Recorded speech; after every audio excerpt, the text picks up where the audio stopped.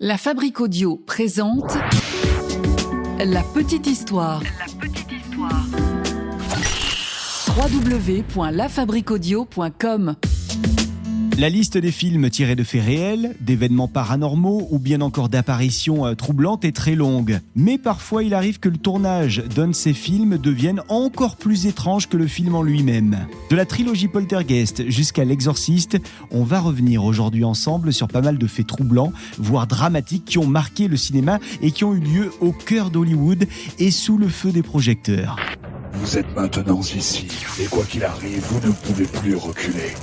Salut tout le monde, bienvenue dans un nouvel épisode de La Petite Histoire du Paranormal, épisode écrit et réalisé par Sébastien Girard. Je suis Florent Mounier et je vais vous raconter ces histoires. Avant de commencer, n'hésitez pas à liker ce podcast comme d'habitude, à le partager autour de vous et à aller faire un tour sur nos réseaux sociaux, Twitter, Facebook, Instagram. On vous attend également sur l'ensemble des plateformes de podcast pour aller noter et donner un commentaire à ce podcast.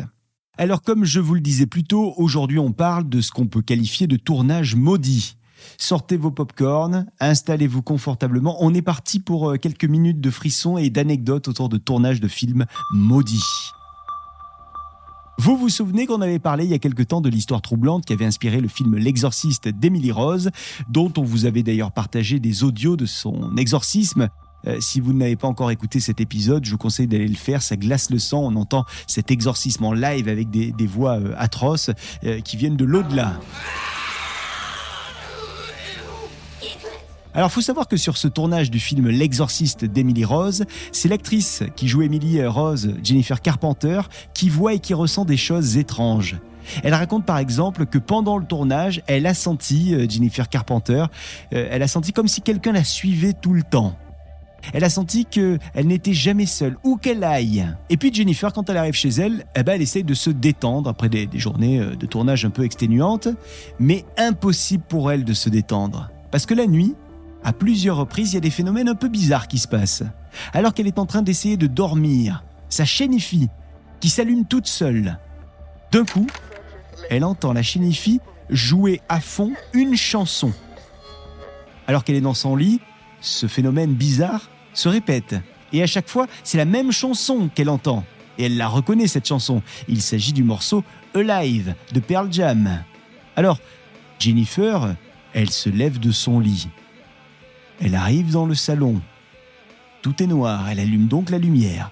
Et elle essaye de comprendre ce qu'il se passe. Pourquoi entend-elle de la musique ? Et à chaque fois, c'est pareil. Elle se rend compte que la chaîne IFI est allumée, que la chanson Alive de Pearl Jam est en train d'être jouée, et elle se rend compte surtout que chaque fois, c'est le même passage de cette chanson qui est joué. Et le passage en question, c'est I Am Alive. Ouais, c'est là où on entend le chanteur crier « I am alive, je suis en vie ». Alors Jennifer, elle ne sait plus quoi faire. Elle fait comme si de rien n'était. Elle préfère ne pas trop en parler autour d'elle pour qu'on ne la traite pas de folle dingue. Et donc elle reprend sa vie, une activité quasiment normale. Bon, ça c'était donc pour le film L'Exorciste d'Emily Rose. Et je vais vous remettre donc, comme promis, le lien de l'épisode qu'on avait fait autour de ce film pour la petite histoire du paranormal. Allez, on passe au film suivant, et cette fois, on va parler du film La Nonne, spin-off de ce qu'on peut presque appeler une saga, The Conjuring. On est dans une vieille forteresse, un genre de vieux bunker. Il s'agit d'un bunker qui servait à entreposer des armes pendant la guerre. Idéal donc pour un tournage de film d'horreur, n'est-ce pas ? Eh bien, sachez que le réalisateur du film raconte qu'au moment du tournage, le lieu a rendu tout le monde très nerveux. D'autant plus que c'est dans ce bunker qu'a eu lieu le tournage, et dans ce bunker, il y a de longs tunnels, des tunnels qui sont plongés dans l'obscurité, dans le noir complet même, des tunnels dans lesquels il y a un silence absolu, des tunnels où il n'est pas difficile de se perdre. Il y a des coins, il y a des recoins. Et d'ailleurs, le réalisateur a vécu un fait très étrange un jour pendant ce tournage. En fait, il y a une scène qu'il a tournée dans les tunnels, une scène pour laquelle il est donc plongé dans le noir dans ce tunnel, mais il aperçoit quand même, au bout du tunnel, derrière lui, 2 gars. Ces gars sont vraisemblablement les techniciens son.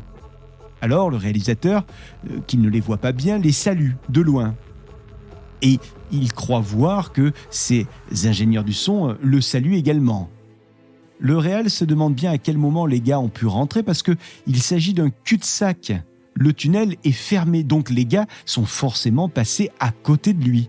Mais lui ne les a pas vus. À moins qu'il ne soit arrivé dans le tunnel avant lui. Ah oui, ouais, ça c'est possible. Alors le réal se concentre. Il se concentre à fond dans son tournage. Le tournage de cette scène qui est une scène compliquée. Et il se met donc sur les écrans de contrôle, il tourne le dos à ses techniciens, puis il enregistre cette fameuse scène. Et alors une demi-heure plus tard, la scène est terminée, ça y est. Le réal a enfin ce qu'il veut pour son plan. Il est plutôt content de lui, alors il se lève. Et c'est là qu'il se retourne. Et quand il se retourne, il s'attend à voir les deux types du son coincés dans le cul-de-sac du tunnel, derrière lui donc. Et là, étonnamment, les gars ne sont plus là. Or, ils n'ont pas pu sortir puisque, je vous le rappelle, il s'agit d'un cul-de-sac. Donc, s'ils étaient sortis, ils seraient forcément passés devant lui. En fait, il n'y a plus personne dans le tunnel. Le réalisateur est seul, tout seul. Lui, qui était absolument sûr d'être en présence d'au moins 2 techniciens, en fait, est seul. Il n'y a jamais eu personne avec lui. Et pourtant, le réalisateur en est sûr, il a cru voir quelqu'un. Il a senti la présence de 2 techniciens pendant tout le tournage de la scène. Une histoire étrange donc, mais on peut quand même se poser la question de la véracité de ces propos du réalisateur, sachant que ces témoignages ont été racontés pendant la promo du film, donc c'était peut-être juste pour faire un effet buzz. Ok. Alors on continue sur d'autres films, on ne s'attarde pas sur celui-ci, et on part à présent sur le tournage du film La Malédiction, sorti en 1977. Et ça, c'est un film qui porte plutôt bien son nom, vous allez le voir.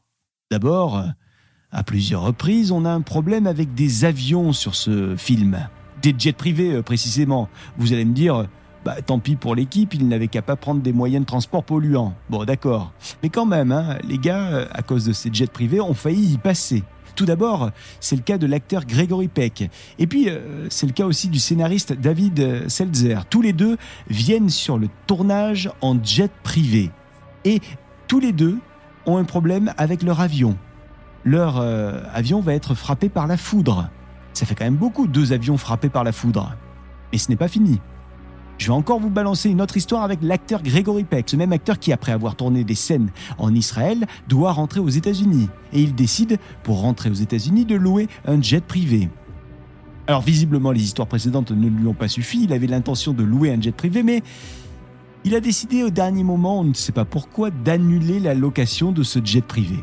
Il a fait ça à la dernière minute. Alors la compagnie qui devait louer cet avion s'est tout de suite mise en tête de louer l'avion à d'autres personnes et ils ont réussi à louer l'avion à 5 businessmen japonais. L'avion est donc réservé. Le jet privé décolle. Mais malheureusement pour ces voyageurs, ils ne verront jamais leur destination finale puisque l'avion s'est écrasé et que les 5 gars à bord sont morts. Gregory Peck l'a échappé belle. Allez, encore une autre histoire, toujours sur le même tournage. Ce jour-là, la production loue un petit avion, encore un, pour faire des photos aériennes. Il n'y a pas de drone qui existe à ce moment-là. Mais on annule la réservation de cet avion. Au dernier moment, là aussi. Sachez que peu de temps plus tard, c'était pas le même jour, c'était quelques jours plus tard. L'avion est loué par d'autres personnes et l'avion s'écrase à son tour. Et l'ensemble des passagers à son bord meurent. Alors sur ce tournage, il y a aussi des chiens qui ont été dressés et qui jouent dans quelques scènes du film.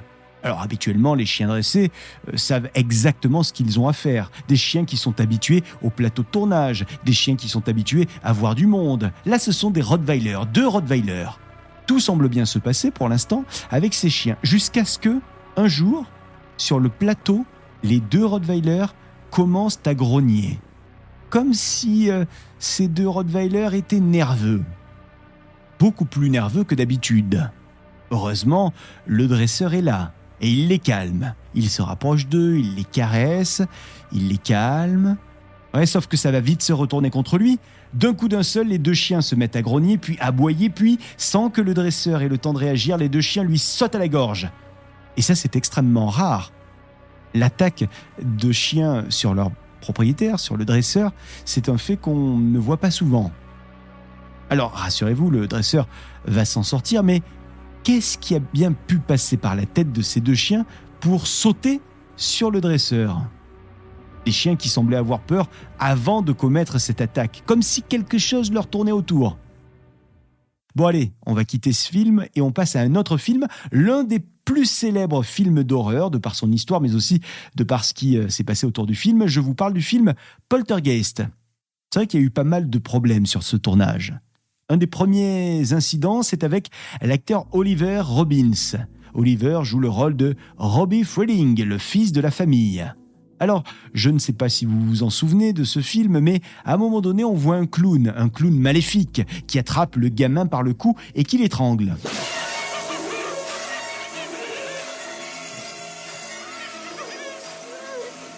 Et donc pour le tournage, c'est un marionnettiste qui a été missionné pour gérer la marionnette et la faire vivre. Sauf que ce jour-là, la marionnette est mal réglée. La marionnette est censée étrangler l'enfant, et le marionnettiste fait donc en sorte que la marionnette serre le cou du gamin. Mais la marionnette commence à serrer très fort et le marionnettiste ne s'en rend pas compte. Et il n'arrive pas, en plus, à desserrer la main de la marionnette sur le cou du gamin. Ça serre fort. Ça serre très fort, beaucoup trop fort. Le cou de l'enfant est complètement étranglé. La marionnette est en fait juste en train d'assassiner le comédien, Oliver. Heureusement, le jeune garçon va être sauvé in extremis. Mais énormément de peur sur le tournage ce jour-là, vous l'imaginez. Et c'est marrant parce que le réal a choisi de laisser la scène dans le film. Et c'est vrai qu'on y croit bien à la scène quand on la regarde. Et ouais, c'est la version où le garçon a failli mourir qui a été gardée par le réalisateur. C'est normal que cette scène soit assez crédible si vous avez vu la scène en l'occurrence. Ce jour-là, on est donc passé à côté d'un énorme drame sur le plateau. Bon, au final, plus de peur que de mal, mais quand même. Par contre, il y a eu de véritables drames sur ce tournage. La première tragédie liée au film est survenue en septembre 82. L'actrice, vous savez celle qui joue le rôle de la fille aînée dans le film ? Dominique a été assassinée par son compagnon à son domicile. Son gars, qui était un véritable psychopathe, parce que pour la tuer, il a allumé la chaîne hi-fi de la maison et il a mis à fond la musique du film, le film sur lequel elle tournait, pendant qu'il l'a tuée. Et les voisins ont donc entendu pendant quelques minutes la bande originale du film qui masquait les cris de la victime qui était en train d'agoniser. Bon, cela dit, ça n'a pas empêché la société de production du film de faire une suite, Poltergeist 2, et si vous avez vu ce film, vous devez vous rappeler qu'il y a une scène dans laquelle on voit des squelettes qui attaquent les personnages du film. Sachez qu'il s'agit de véritables squelettes. Ouais, pour faire la scène, le réal a décidé d'utiliser de véritables corps humains. Oui, vous avez bien entendu, le gars complètement barjot, il a soi-disant utilisé de véritables squelettes, car c'était moins cher d'utiliser de vrais squelettes au lieu de squelettes en plastique. Alors quand l'équipe a appris ça, ils ont demandé qu'un exorciste vienne sur le plateau histoire de désenvoûter le lieu, juste au cas où. Et c'est d'ailleurs un des acteurs du film, qui était aussi chaman dans la vie, Will Sampson, qui s'en est chargé. Malheureusement, ça n'a pas eu l'effet escompté, c'est le moins qu'on puisse dire, puisque 1 an après, Will Sampson lui-même est mort des suites de graves complications post-opératoires liées à une transplantation. Et ce n'est pas tout. Il y a eu une série de morts dans ce tournage. 2 ans plus tard, par exemple, en 1985, c'est Julian Beck qui jouait le rôle de Henry Kane dans le film qui meurt d'une maladie. Et puis, en 87, l'une des actrices, une jeune actrice présente depuis le premier volet de Poltergeist, elle tombe malade et elle meurt de sa maladie alors qu'elle n'a que 12 ans. Et puis la série des Poltergeist a encore fait un mort. Le réalisateur du 2e volet, Brian Gibson, qui lui est mort à l'âge de 59 ans d'une maladie foudroyante. Bon alors ça, c'était la série noire des morts de Poltergeist. Il y en a eu pas mal, vous l'avez entendu. Mais il y a quand même eu aussi de bonnes nouvelles, puisque 10 ans après avoir tourné dans le premier film Poltergeist, l'acteur Richard Lawson a survécu miraculeusement à un crash d'avion. Un crash qui a fait 27 victimes. Lui, ce jour-là, il était dans l'avion, mais il s'en est sorti. Voilà donc pour cet épisode de la petite histoire du paranormal sur les histoires étranges survenues lors des tournages de films d'horreur. Il en existe beaucoup d'autres de tournages maudits, donc si vous souhaitez qu'on fasse un deuxième épisode autour de ces tournages maudits, faites-le nous savoir en commentaire et croyez-moi, vous ne serez pas déçus. Voilà pour cet épisode que j'ai eu le plaisir de vous narrer. La petite histoire du paranormal est écrite et mixée par Sébastien Girard. On se donne rendez-vous la semaine prochaine pour un nouvel épisode de La Petite Histoire. Et je vous rappelle qu'il y a une chaîne spéciale de La Petite Histoire du paranormal qui vous attend sur l'ensemble des plateformes de podcast. La Fabrique Audio présente La Petite Histoire. Vous souhaitez devenir sponsor de ce podcast ? Contact @lafabriqueaudio.com. Avant de se quitter, je vous rappelle que La Fabrique Audio, qui produit ce podcast, crée des podcasts pour les marques, les entreprises, les associations. Donc, si vous souhaitez un contenu audio à votre image, vous nous envoyez un petit mail, histoire qu'on prenne contact ensemble. Contact @lafabriqueaudio.com, la fabrique avec un K.